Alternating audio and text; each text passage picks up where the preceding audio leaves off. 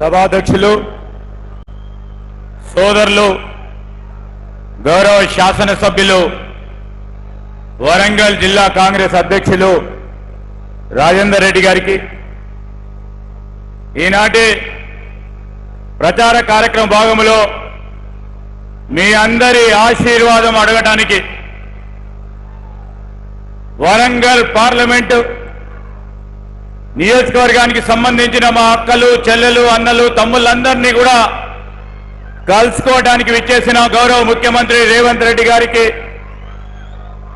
అదేవిధంగా స్థానిక శాసనసభ్యురాలు గౌరవ సహచార మంత్రివర్గ సోదరిమణి కొండ సురేఖమ్మ గారు, అదేవిధంగా సహచర గౌరవ మంత్రివర్యులు సీతక్క గారికి, పార్లమెంట్ నియోజకవర్గ కాంగ్రెస్ పార్టీ ఇన్ఛార్జిగా ఉన్న గౌరవ శాసనసభ్యులు ప్రకాష్ రెడ్డి గారు,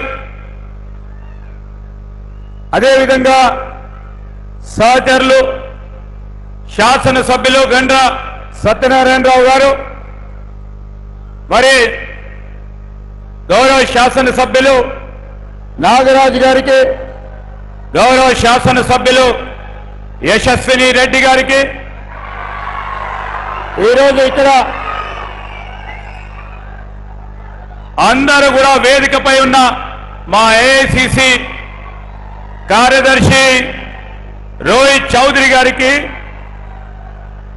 వేం నరేందర్ రెడ్డి గారికి, వేదికపై ఆశీనులైన అనేక మంది అనేక సంవత్సరాలుగా కాంగ్రెస్ పార్టీ జెండాను నమ్ముకొని గత 10 సంవత్సరాల నుంచి మేమున్నామని ధైర్యం చెప్తా ఉన్న వేదికపై ఉన్న కాంగ్రెస్ పార్టీ నాయకులు, అటువైపు ఉన్న కార్యకర్తలందరికీ, పాత్రికేయ మిత్రులందరికీ హృదయపూర్వక నమస్కారాలు.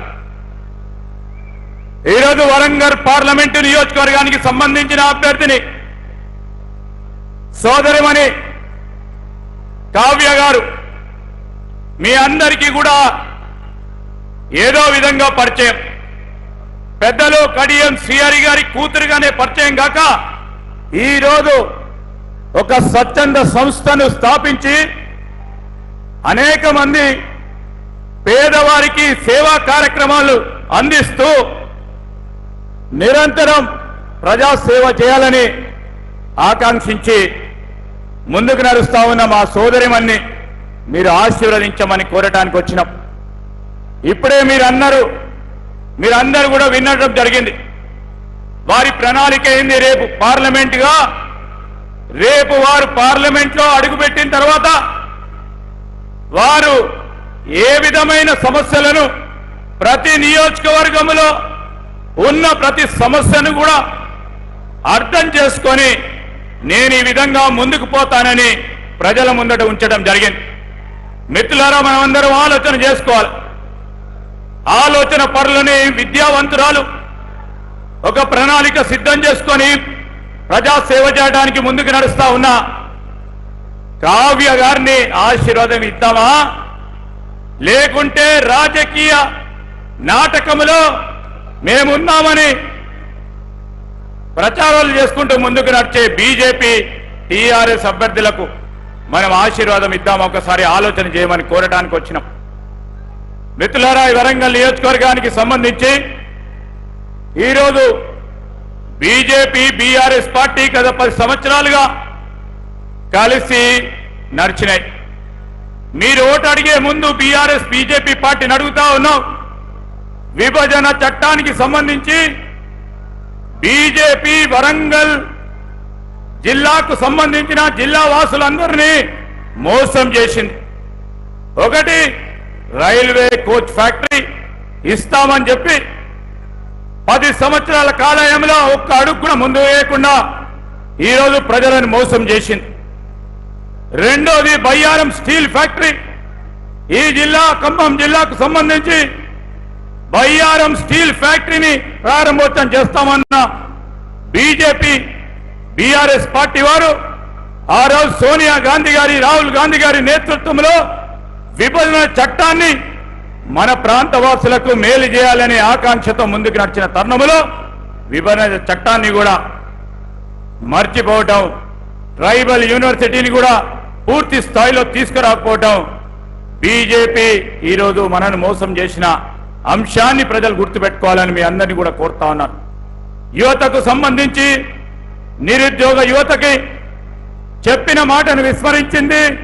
2 కోట్ల మందికి ప్రతి సంవత్సరం ఇస్తామన్న ఉద్యోగ సంకల్పనని మర్చిపోయి బీజేపీ వారు మరొకసారి ఈరోజు రాజకీయంలో కేవలం గెలిపే ప్రాధాన్యంగా ఈరోజు మతాన్ని అడ్డం పెట్టుకొని ముందుకు నడుస్తా ఉన్న వైనాన్ని యువమిత్రులందరూ కూడా గమనించాలి. మేము అడుగుతా ఉన్నాం హరీష్ రావు గారిని, మేము అడుగుతా ఉన్నాం కేటీఆర్ గారిని, అయ్యా 3 నెలలు అయింది మేము మొదలుపెట్టి, ఇంకేమి మీరు చూడలేదు. మేమిప్పుడు ఏ అక్షరంలోనే ఉన్నాము.